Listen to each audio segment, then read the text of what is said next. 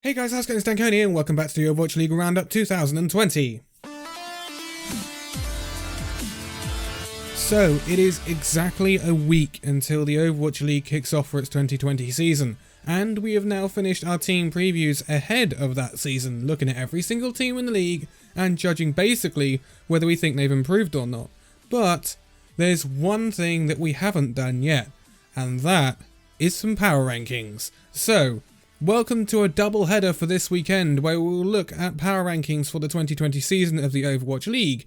First of all, in this video I will be doing places from 10th to 20th, and then tomorrow I will do places 10th to 1st, because I think I'm going to talk a bit too much, and if I do all 20 places in one video, I think it's going to be a bit long.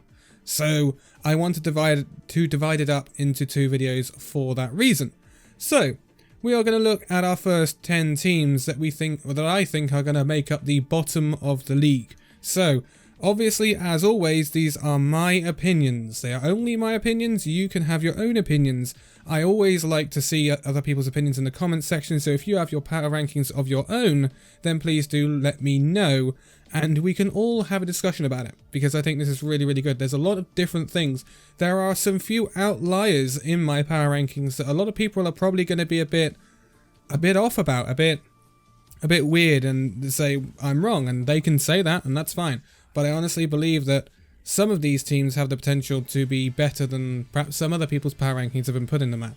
So, one thing probably everyone's power rankings are going to have, well, two things actually that most people's power rankings are going to have in common are probably the two bottom teams in the league. So, at number 20, I've got the Boston Uprising.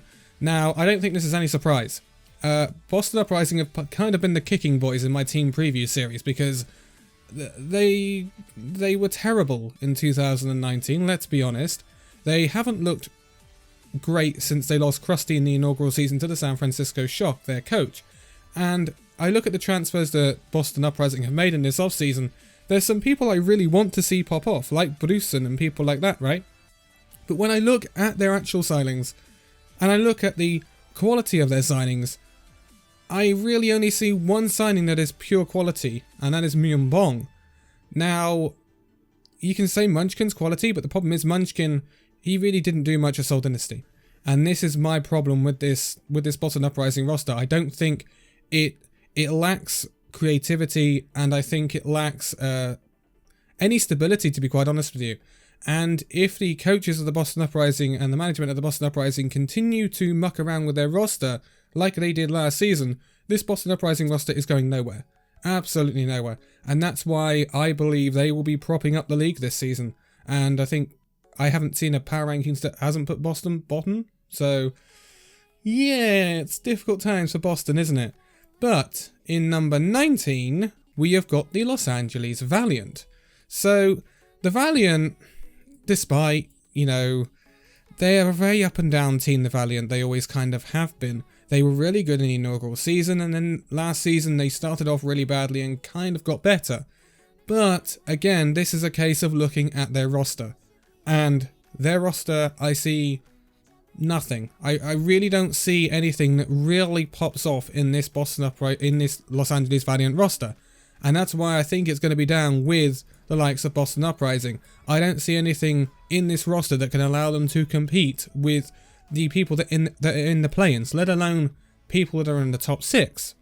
So I think it's going to be a really difficult season for LA Valiant, and the parent company Immortals has perhaps got some questions to answer with some of their recruitments in this transfer window. I think it's pretty mediocre what the LA Valiant have done.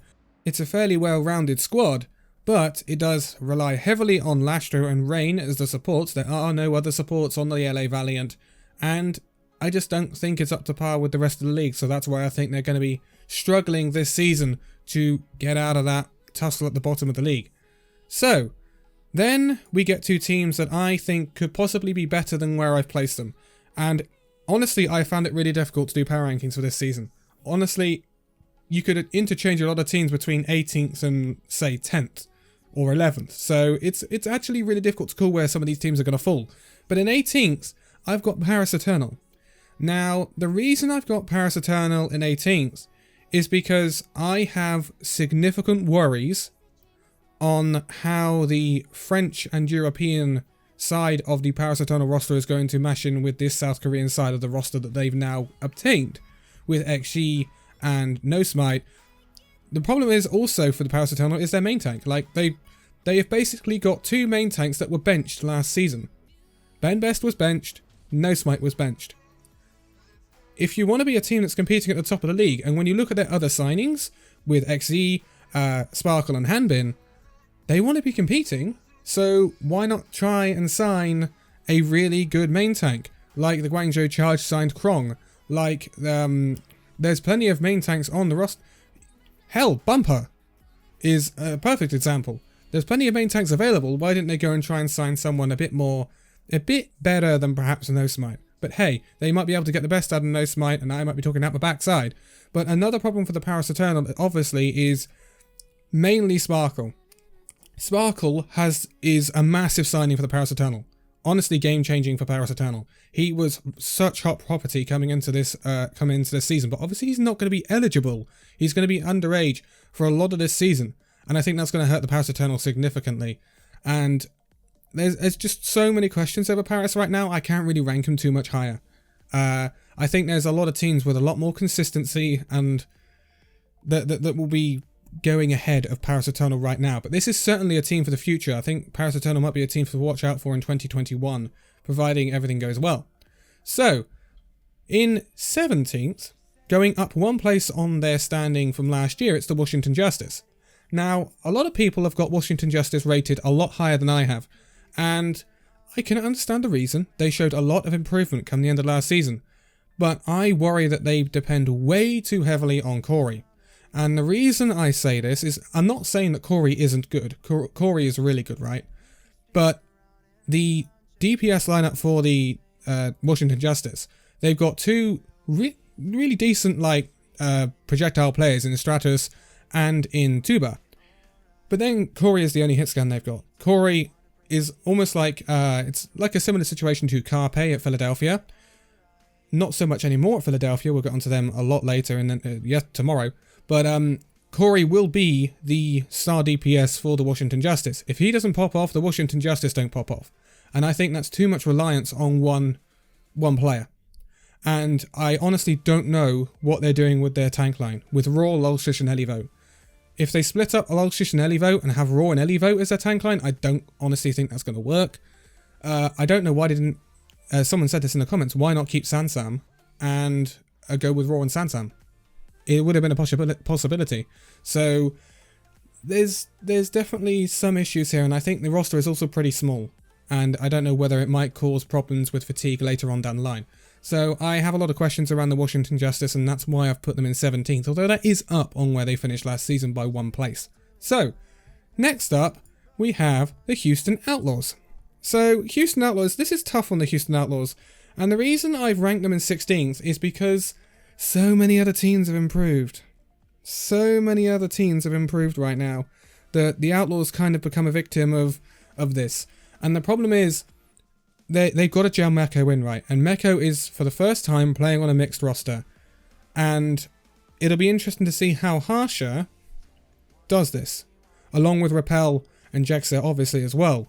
This new bit of Korean blood coming into this Houston Outlaws roster could make all the difference. And this is one of the first teams that I'm saying they could be a real surprise team this season. They could surprise everyone and be right up there. Not saying they're up there with the likes of the Shock and that, but I'm saying they could be playoff contenders if they get it right. But a lot of things have to fall into place for the Houston Outlaws to get it right. And that is the problem I have. They have some really good quality like Linksa, Jexay, Meko, Repel, Blase, Hydration. Hydration's a hell of a pickup for the Houston Outlaws. And it could work. And if it all falls into place and the coaches get it working at Houston, it could be a really good season for Houston. But I still have so many questions about it and how they will gel with Meko, Jexer and Repel that I have to say 16th at the moment. But these power rankings, I will probably do a mid-season power rankings and they might shoot up the league. So it's just a work in progress at Houston right now. So We don't go very far going after Houston because in 15th we travel across Texas to the Dallas Fuel. Now, Dallas Fuel have a significant problem in their roster in my opinion. I like their pickups, don't get me wrong. Decay, Gamsu and Doha are really good pickups. Gamsu's a really good main tank to pick up right. But I think they rely way too heavily on their DPS. Decay and Doha are really good pickups. But they are, they're going to be carrying the Dallas Fuel at times in my opinion. And so that runs into a problem. When they get shut down, where do the Dallas Fuel turn? They don't. They have AKM. Yay. They have Zachary. Yay. That worked last season, didn't it? Sorry, Dallas. I'm being pretty harsh, but I'm being honest. And I want to be honest in these power rankings. I don't think Dallas Fuel have quite got it yet. This is the start of good changes for the Dallas Fuel, but it's not quite where it needs to be. But I really think this DPS lineup especially is a really good step in the right direction for the Dallas Fuel, but I don't think they're quite there yet. So, moving on for the Dallas Fuel, we will have our biggest movers, and our second biggest movers in this entire power rankings. It's the Florida Mayhem. So, Florida Mayhem have seen a big, not a big overhaul in recent times, but they've obviously moved to this all South Korean roster. And it was lacking stability last season, and it suffered pretty badly. Early on in the season, they started messing around a lot, and they needed to do that in the off-season, because that's where that sort of major change kind of happens. But they didn't. They were kind of late in doing it, and it messed their season up. But we did see improvement at the end of the season from the Florida Mayhem, and I think they can carry this on with the signings of Yaki and Gangnam Jin, alongside, obviously, bringing in Kuki from Runaway as their coach. So they're up 6 places to 14th in my power rankings right now, and it may be, overestimating the Florida Mayhem slightly, but I can't put them any higher because there's way too many questions. But once gelled, I think this roster has the potential to be a really good roster, and I think it's up to the coaches of the Florida Mayhem. Very different coaching staff. Coaches of the Florida Mayhem, if you can get the best out of these players, this team is a banana skin for some of the best in the league. But you have to get the best out of them. Remember Fate in the inaugural season. If you can have that Fate back, then that would be game-changing for the Florida Mayhem, but not the Fate we saw last year. So, Florida Mayhem have a lot of potential, but there's a lot of potential in the next team as well. So in 13th, and the last team outside of the play-in places, is Toronto Defiant. Now, Toronto Defiant are actually pretty lucky, because I had them lower than this. I actually had them below the Dallas Fuel and Houston Outlaws before the announcement of hero pools. I think hero pools really does, favour the Toronto Defiant here. They have Shawfall. He is one of the most flexible DPS players there is in the Overwatch League, and I can't wait to see him in this hero pools when it comes in March, because I think he will shine when hero pools becomes a thing, because he can show off his incredibly deep hero pool. And we'll talk about another player and another team in a minute that's going to benefit from hero pools. So I think this really benefits the Toronto Defiant, and it puts them in a better place than they were before. I am still slightly worried about their tank line. I think their tank line could be actually quite weak compared to a lot of teams. But again, good supports and good DPS could enable that tank line to do well. So Logics I'm not expecting to be starting for the Toronto Defiant, so I don't have too much problem with that. Logics never really shone. He is a really good hit scan player, but I think the starting DPS of Agilities and Shawfall, which I'd imagine it would be, I think has the potential to do very well, especially in this up-and-coming hero pool meta. So yeah, very interesting, the Toronto Defiant. But that ends our teams outside of the play-ins. Now we've got 3 more teams to go through in this one. So the first of all, we're going to go with number 12. This is Chengdu Hunters. So Chengdu Hunters, I don't think they've overly improved much. And I know it's harsh to say, but I don't think they've overly improved. Aiting, Molly and Lengsa, they are good squad depth additions, but are they going to push the Chengdu Hunters further? I don't think they are. One player that could push the Chengdu Hunters further is Leave. Leave was ineligible for the Chengdu Hunters last season because his birthday was on the 23rd of October. He's now 18 and he is a really good DPS player. And so I think the Chengdu Hunters have got a pretty powerful DPS line on their hands with Jinmu and Leave. The question is, the only other DPS they've got is Bacon Jack. I think they rely heavily on Jinmu and Leave, especially Jinmu at the moment. And whether that might hurt them in the long run, I don't know. Remember, they got a lot of their success from playing Wrecking Ball and Odd Comp into Goats and Halt Hook and stuff like that. They got a lot of success going against the meta.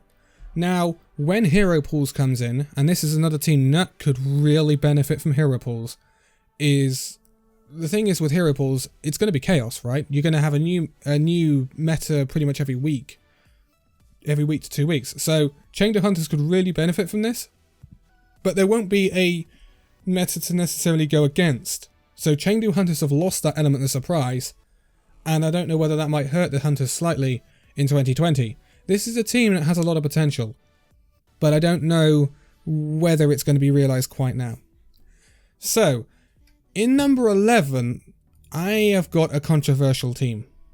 And I know there is probably a lot of questions going around you guys right now as you're watching this. Where the hell are the Spitfire? They're in 11th. And I am going to get roasted for this, something chronic. Why the hell have I got London Spitfire in 11th? Well, most people have got London Spitfire 17th-ish. And I can understand that. London Spitfire are certainly in a rebuild. They have got a completely new roster apart from Krillin. They've ditched all of their real star players, Prophet and stuff like that. Prophet will be coming up in a sec. And it's a really big gamble from the Spitfire. And it's definitely a project they are going to work on. And I think 2021 will be a season where we really see the Spitfire kick on. But in 2020, I still think the Spitfire are going to be a decent team. I have, looked at these players extensively. They've still got real quality DPS in Glister and Sui. And yes, their tank line and support line is fairly unknown. They do have Overwatch League experience entirely in their support line, which I think is going to be invaluable to the Spitfire roster considering no one else has got League experience. And when you look at their tanks, now their starting tanks will most likely be Binar and JMac. They've got a good history in Tier 2. And they've also got a very good history on ladder. Currently, one of them, I believe, is 3rd on Korean ladder, I think. So, there's a lot of potential in this London roster. But I think what will keep this London roster with its head above water this season is its coaches. I think reigniting the friendship between Pavane and Agape could be crucial to London keeping their heads above water this season. And that's why I have actually ranked them a lot higher than other people. I think the coaches could really get the best out of this roster, rather than the old London Spitfire where the roster was kind of carrying the coaches, especially in 2019. So, I think London, they're not a sleeper team. They're absolutely not a sleeper team. But I think this London Spitfire roster will keep their heads just above water. They're by no means a playoff team. But they will keep. I do think they can keep their heads above water with the raw quality that some of these players have got and the coaching quality they've got. I really do think that. But the last team we're going to look at, the team slap bang in the middle of the league in 10th, are the Seoul Dynasty. So Seoul Dynasty, it's a difficult one to predict, the Seoul Dynasty. It's a safe bet to put Seoul Dynasty near the middle of the league. I'm not going to lie. And I think they're another team that really do benefit from hero pools. Because they have Prophet. And Prophet, I think, will excel in a hero pool meta because of his deep pool of heroes. Obviously. Prophet is one of the best flex DPS players in the league. If not the best. And Seoul will absolutely reap reward from this when hero pools come in March. Now, the partnership that Prophet will have to strike up between him and most likely Fitz will be an interesting one. I don't think Prophet will ever not get on with anyone. He's not that sort of person. I think there is incredible potential in this old Dynasty roster to do well, with the likes of Bidoshin, Jester and Prophet offering incredible experience. Like, experience that is unrivaled.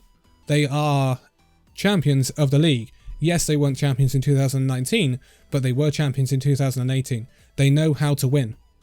And this is what this Seoul Dynasty roster wants to do. Seoul are desperate in 2020 to push right up to the top of the league because they are the only team representing Korea. They are desperate to do that. At their homestand, they'd love to be competing at the top of the league with the likes of New York and such. Spoilers.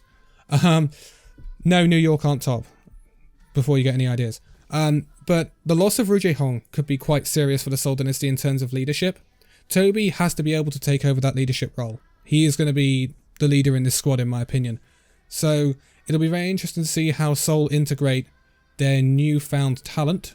No doubt that the talent has come in. And, you know, they might be a sleeper team, with Prophet, Jester and Bidoshin reigniting a friendship with them and Chengdu, who was on the coaching staff of the London Spitfire in the inaugural season when they won the league. It could be a sleeper team we are looking at with Seoul Dynasty here. But there's way too many questions, way too many gelling questions for me to be able to put them anywhere higher than 10th at the moment, because there's a lot of quality at the top of the league this season. And I mean a lot of quality. But that will be it for this one. That was 10 to 20. Tomorrow we will do 1 to 9, because obviously we've already done 10. So it's going to get very interesting because a lot of these teams are interchangeable.